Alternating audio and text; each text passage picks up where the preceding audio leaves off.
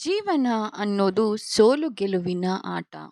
ಗೆದ್ದವನಿಗೆ ಸೋಲಬಾರದೆಂಬ ಭಯ ಇದ್ದರೆ, ಸೋತವನಿಗೆ ಗೆಲ್ಲಬೇಕೆಂಬ ಛಲವಿರುತ್ತದೆ.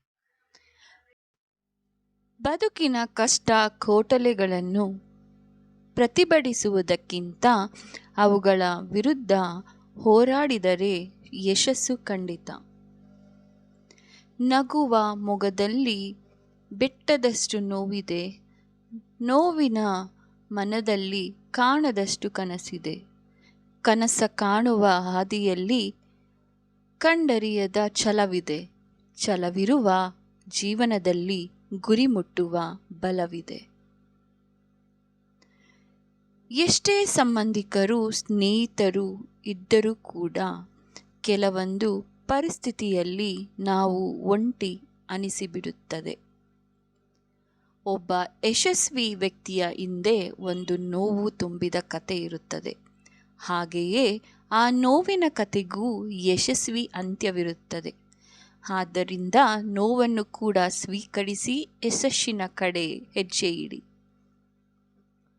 ನಡೆಯೋ ದಾರಿಯಲ್ಲಿ ನಿಯತ್ತು ಇದ್ದರೆ ತಡೆಯೋ ತಾಕತ್ತು ಯಾರಿಗೂ ಇರೋದಿಲ್ಲ. ಬದುಕು ನಿಧಾನವಾಗಿ ಪಾಠ ಕಲಿಸುತ್ತೆ. ನಿನ್ನತನವನ್ನು ಅಡವಿಟ್ಟು ಯಾರನ್ನೋ ನೀನು ಪ್ರೀತಿಸುವ ಅಗತ್ಯವಿಲ್ಲ. ಏಕೆಂದರೆ ಇಲ್ಲಿ ಯಾರೂ ಯಾರಿಗೆ ಅನಿವಾರ್ಯರಲ್ಲ. ಮಕ್ಕಳಲ್ಲಿ ಸಾಧಿಸುವ ಛಲ ಹುಟ್ಟಿಸುವಂಥ ಪ್ರೇರಣಾತ್ಮಕ ಹೇಳಿಕೆಗಳು. ಯಾವುದಾದ್ರೂ ಕೆಲಸ ಶುರು ಮಾಡಿದ ಮೇಲೆ ಸಕ್ಸಸ್ ಆಗುತ್ತೋ ಇಲ್ವೋ ಅಂತ ಯೋಚನೆ ಮಾಡದೆ ಕೆಲಸ ಮಾಡಿ.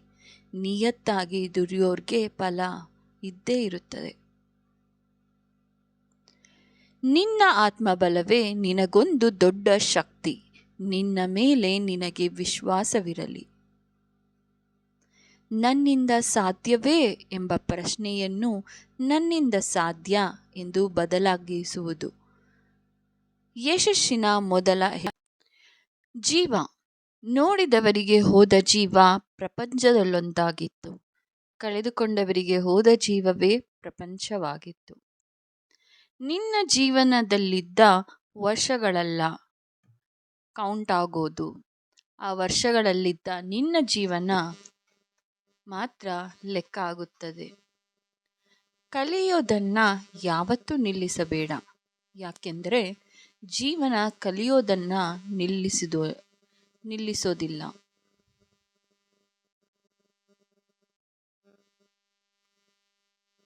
ಕಷ್ಟದಲ್ಲೂ ನಗುವುದೇ ಜೀವನ.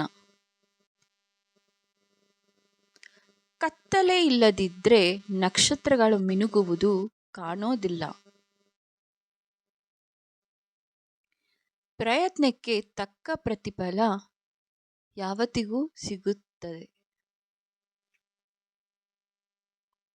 ಅವಕಾಶಗಳು ಸಿಗೋದಿಲ್ಲ, ನೀನೇ ಸೃಷ್ಟಿಸಿಕೊಳ್ಳಬೇಕು.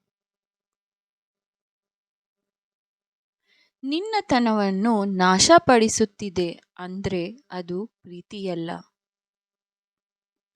ಯಾವುದೂ ಸುಲಭವಾಗಿ ಸಿಗೋದಿಲ್ಲ. ಗಿಳಿಯ ರೀತಿ ಬದುಕಬೇಡ, ಗರುಡನ ಥರ ಬದುಕು.